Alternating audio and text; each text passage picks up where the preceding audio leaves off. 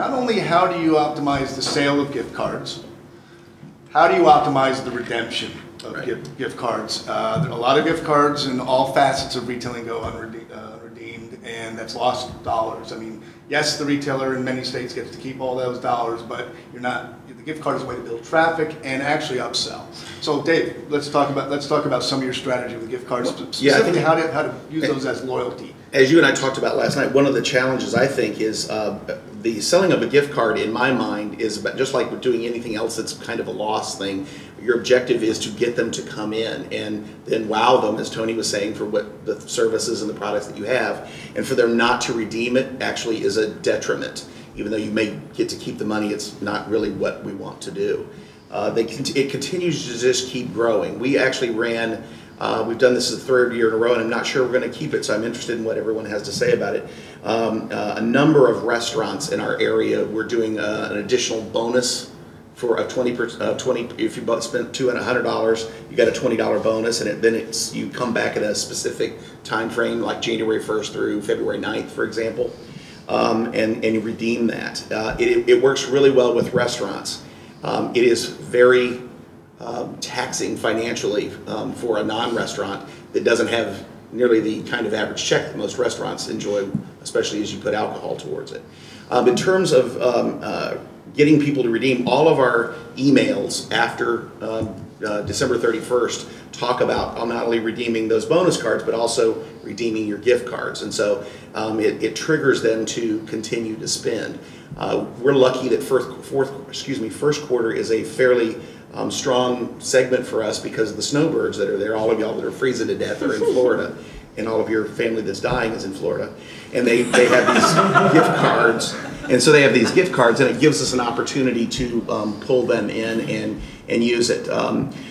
As a general rule, most people who get a gift card, first of all, I think, and it's probably, I would guess it's for most of you too, because we're a gourmet, people who want gift cards, and we're independents, because they want gift cards from us, those are people who really want that gift card, as opposed to a big box or something, and they're not necessarily going to spend it. These people, I think our redemption rate is probably, you and I were talking last night that non-redemption is about 10 to 15%. I'm going to bet ours is half of that. People redeem their cards.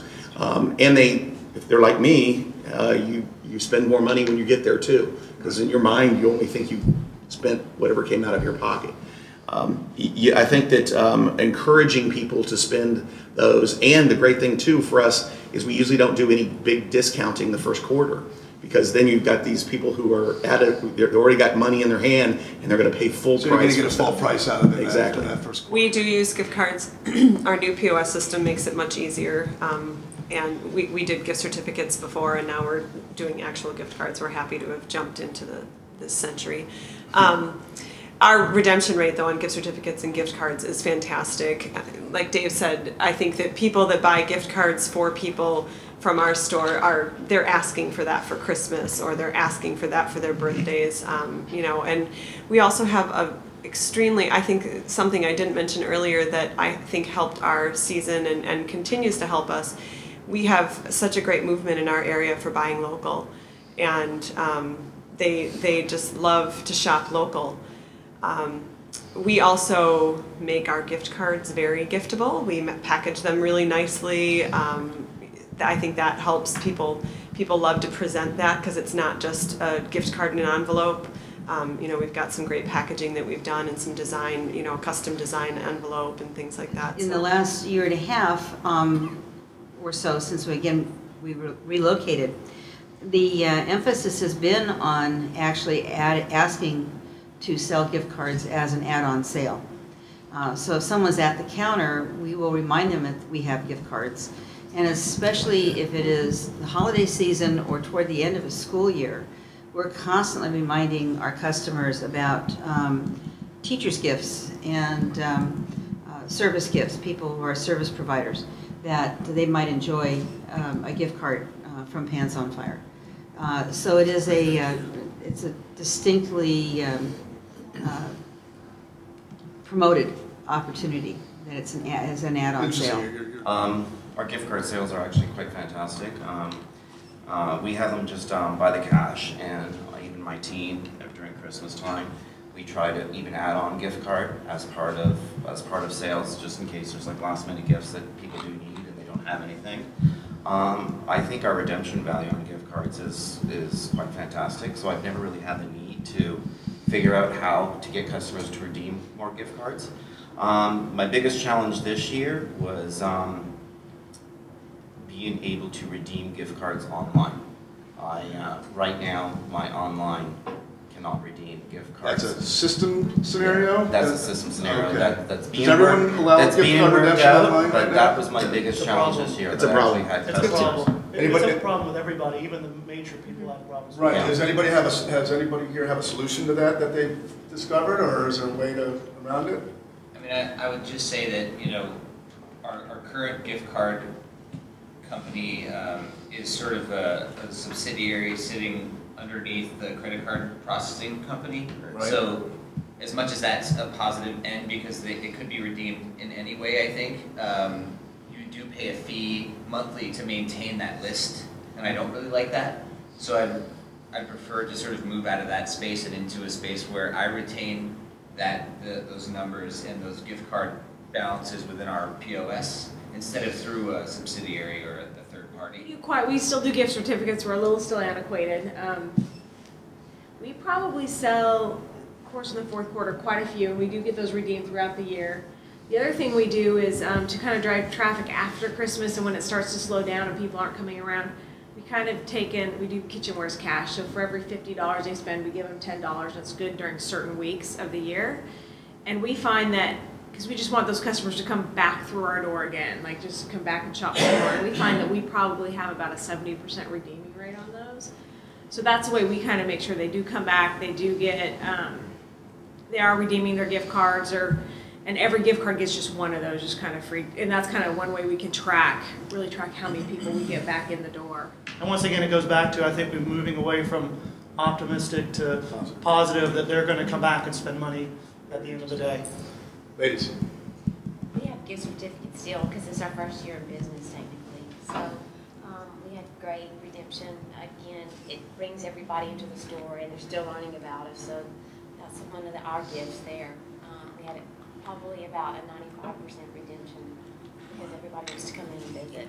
Well, you know, gift cards is a funny thing for us. I think we do well with gift cards, but from my perspective, coming at a lot of these things from the technology point of view, often the money you have, or the money you spend is the money you have with you, right? And a lot of times a customer may not have that gift card. So one of my interests is to sort of streamline that process of availability of the gift card so that that gift card code can be on your passport on your phone.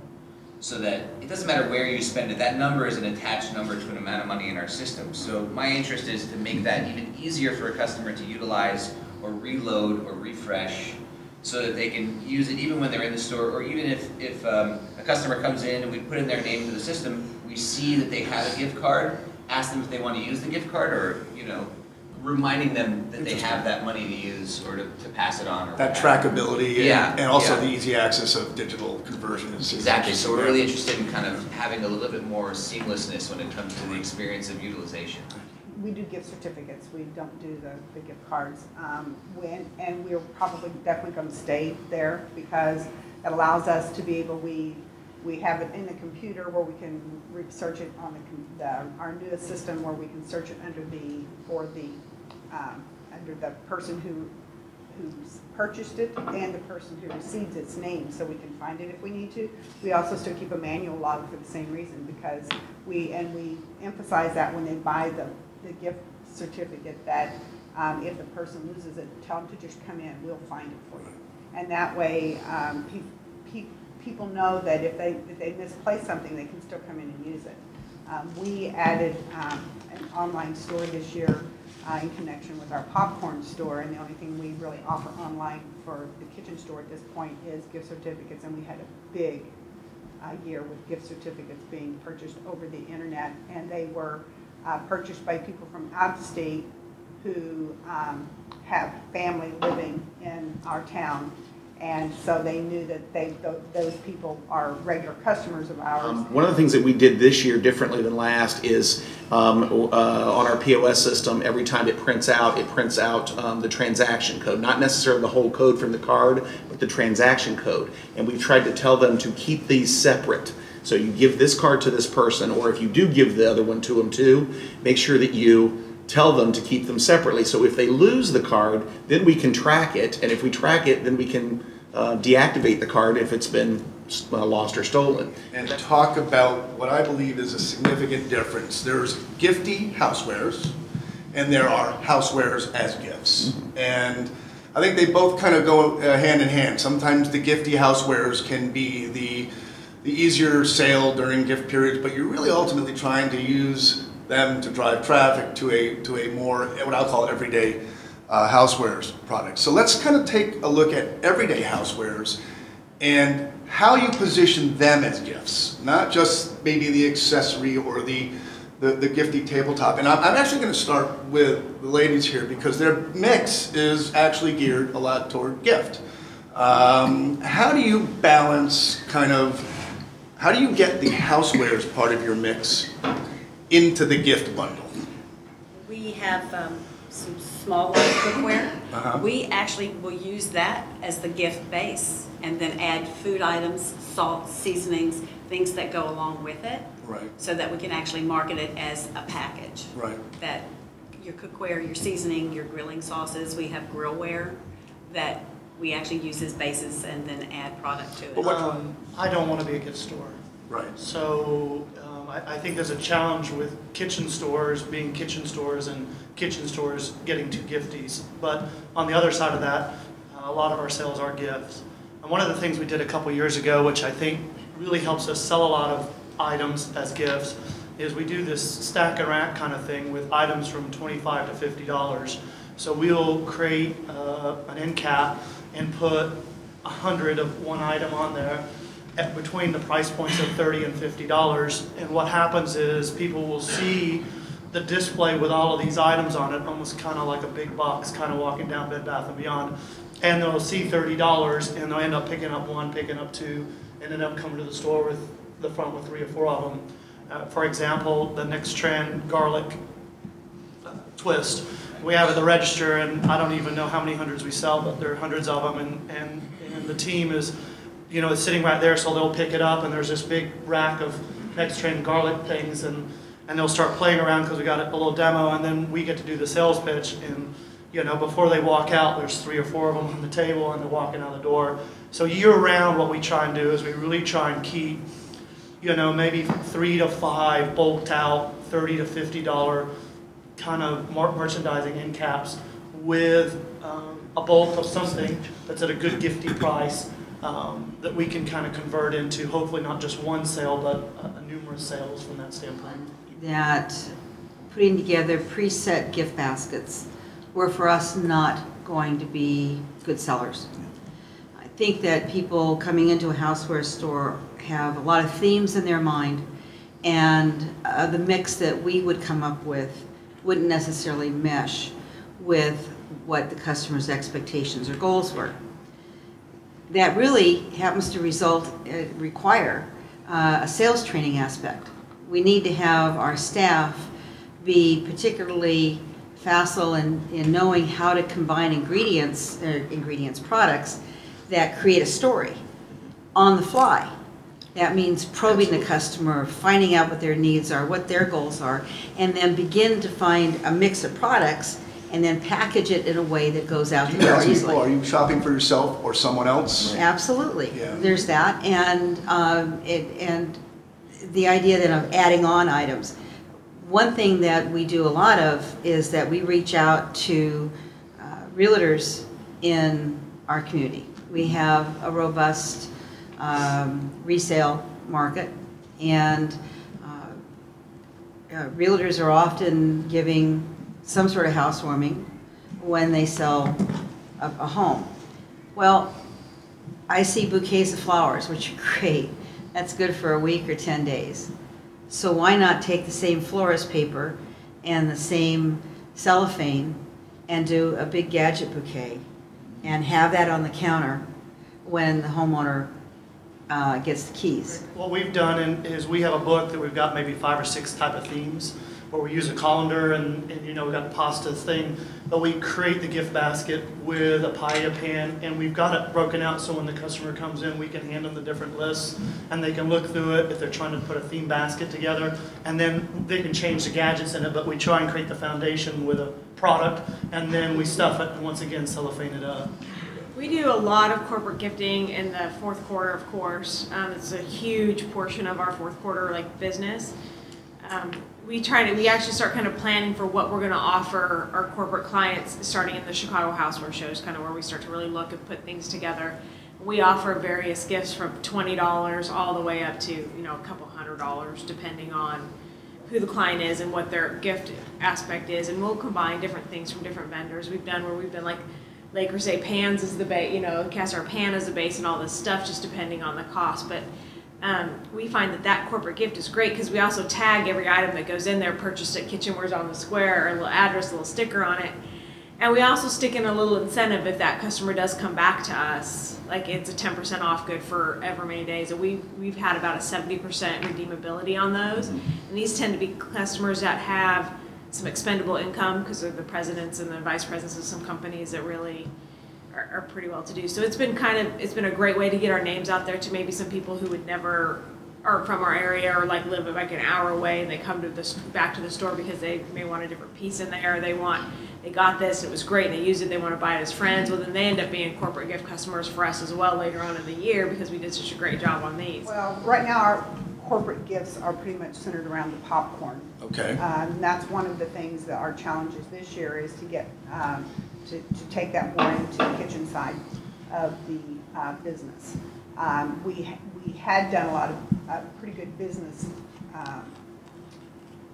in baskets prior to the popcorn shop because it was all focused on kitchen gadgets and gourmet foods. And we kind of lost focus on that because it's so easy to sell a popcorn basket. And our salespeople just kind of they took the easy route. But the popcorn kind of leads you almost definitely leave a trail of popcorn right to your store. Yeah, exactly. And it does. It definitely does.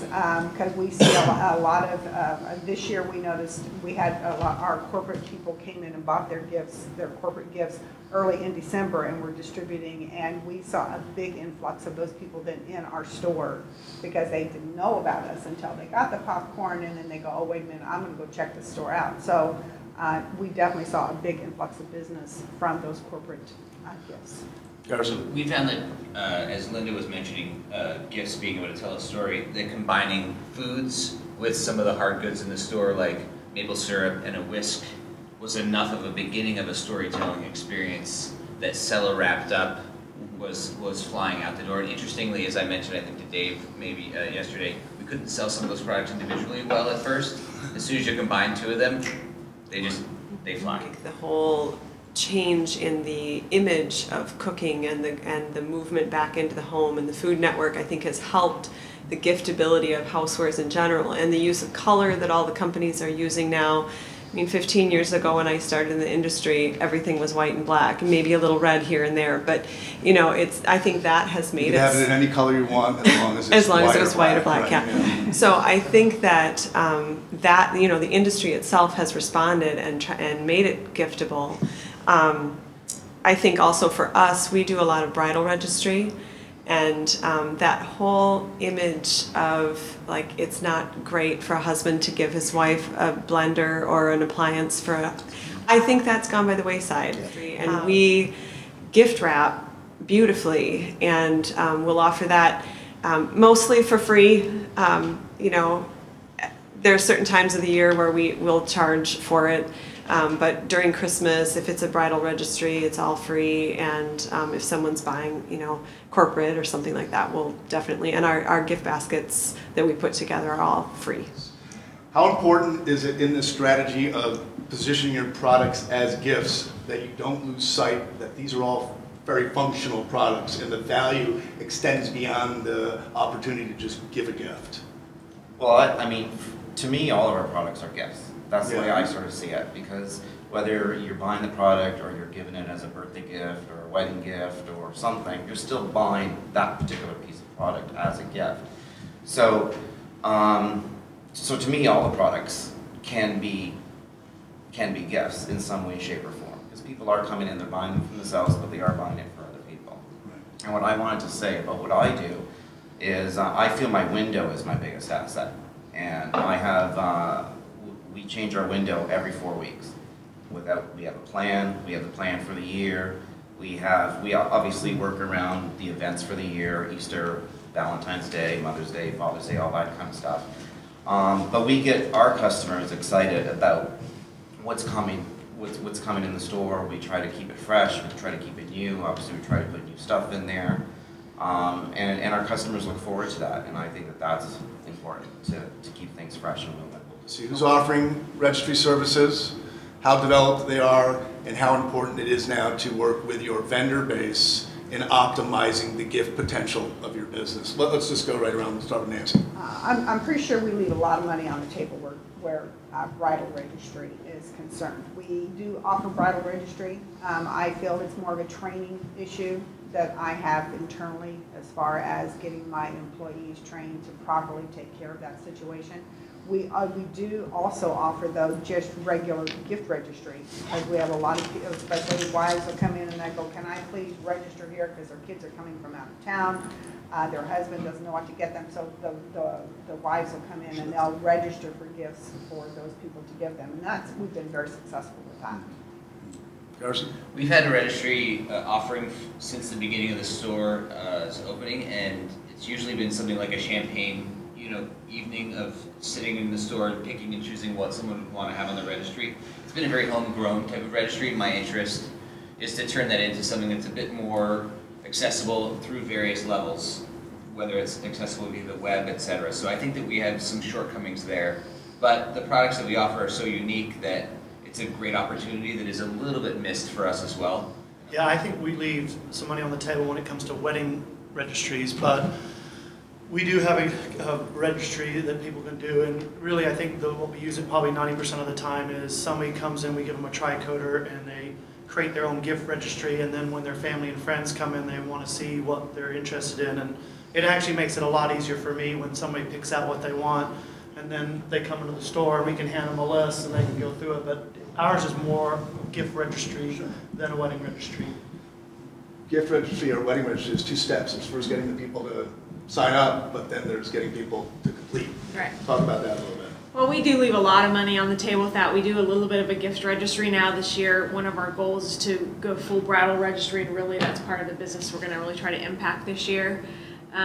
We have a bridal shop that opened up right next door, so I'm thinking, why would not have a bridal registry? This is kind of silly for me not to have that. So we, it's going to be an interesting process this year to see. We do a huge Christmas, and birthday kind of gift registry, and we walk around with the people and we, take pictures, everything they want, and we load them into our system. So when the husband or significant other comes in, they can say, my wife was in here and what was exactly that she wanted, so we can print out, and they print out pictures of everything that they want. I think that really getting a different kind of a system in that's a little bit, I would say not so cumbersome for the person wanting A, to redeem it, or 2, the person using it. I think would be really easy to do more bridal registry, but I want the bridal registry to also be able to be purchased online off our site. So there's some coding issues there that I'm going to have to try to probably have someone figure out. But we're excited to expand really into that category this year. So we do have bridal registry. You can go online to do it as well as in store. The online is the easiest because the bride who wants to have registry, they want to have all their guests from all over to be able to buy, and to make it accessible online is really easy. And we found a system called myregistry.com, and basically the customer goes to our site. If they click that they want to do a registry, it takes them off-site for a sec to my registry, where they can then sign up, and then it goes right back into our site in order to... Where does fulfillment take place in that context? In our store. In your store? In our store. Okay. All the money I make, it's not like myregistry.com gets a cut or anything like that.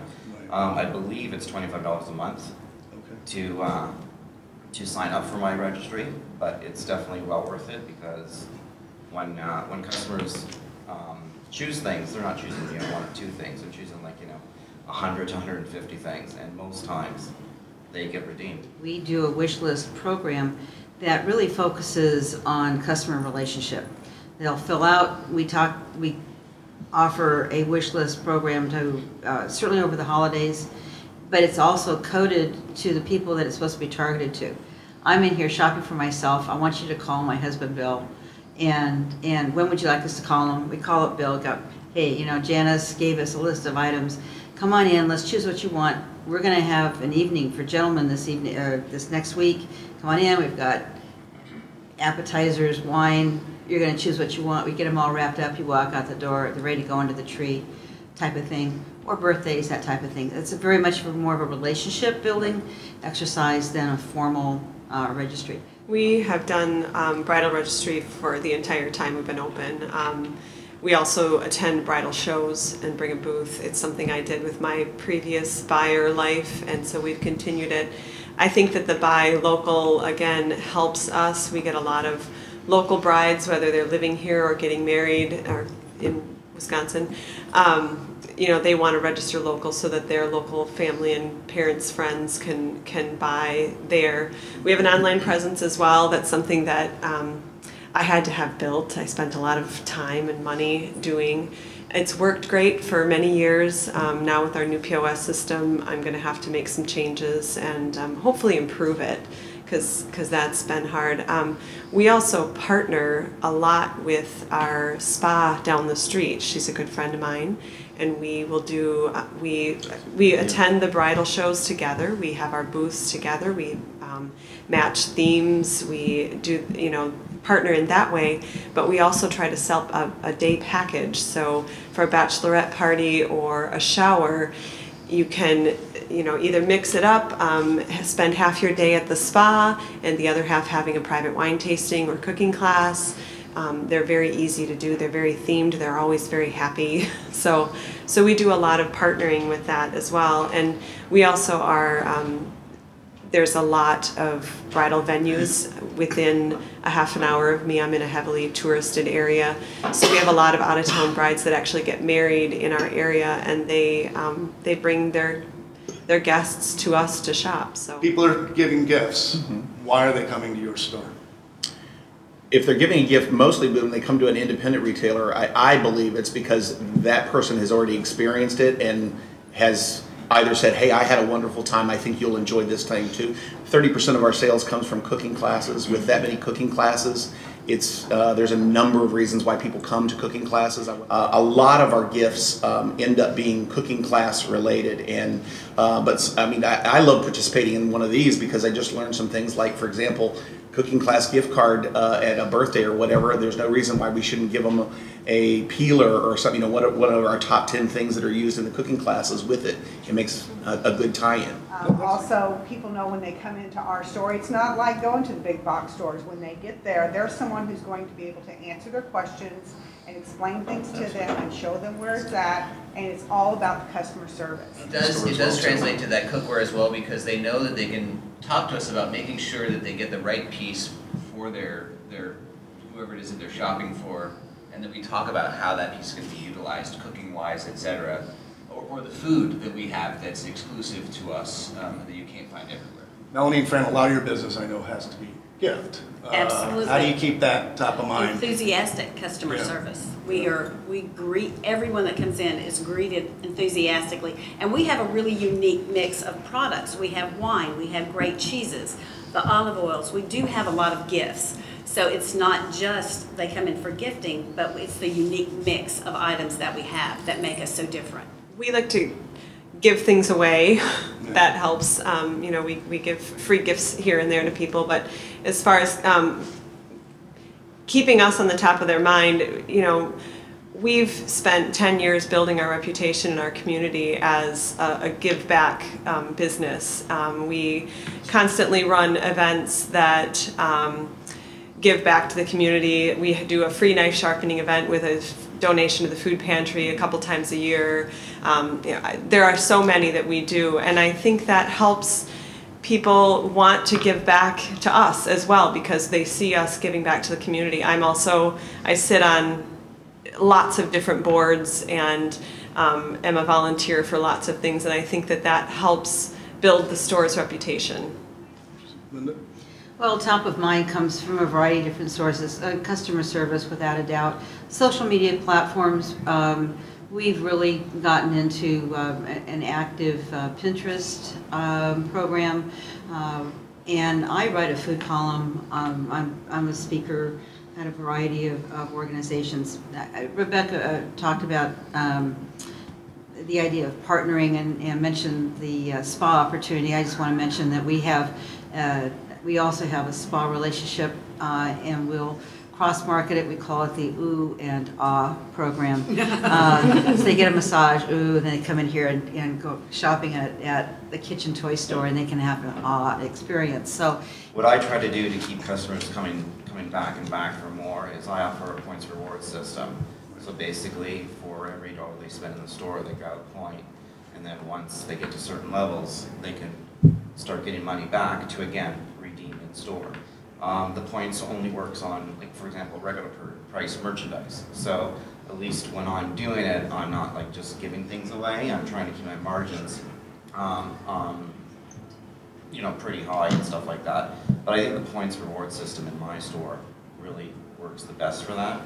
And the tracking of purchases is the next thing, because we have a computerized system.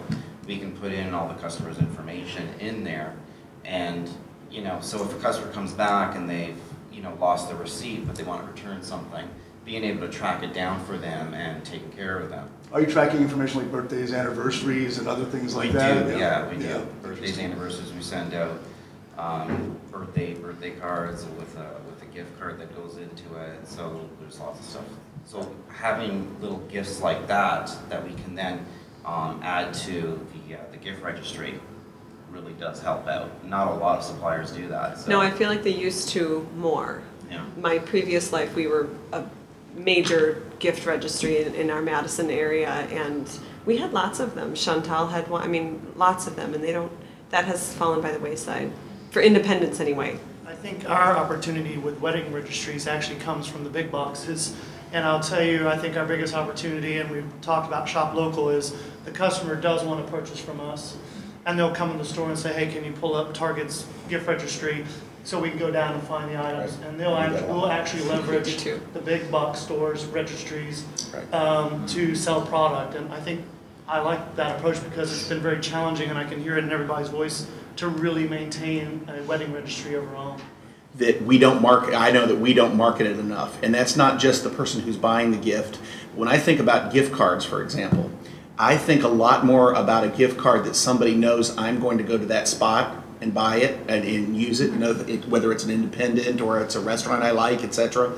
I know that person thought of me as opposed to going to Walgreens and going to the wall and picking whatever was there.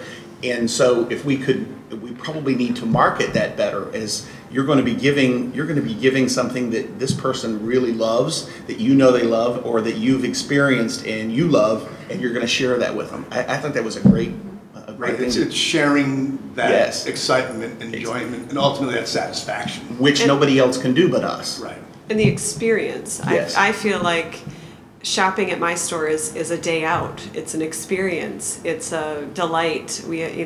People look forward to it. We move things around all the time. So I think, when you're talking about selling giving a gift card, you're giving someone that experience. And we have to market that better. We have to figure out a way to market that to people better.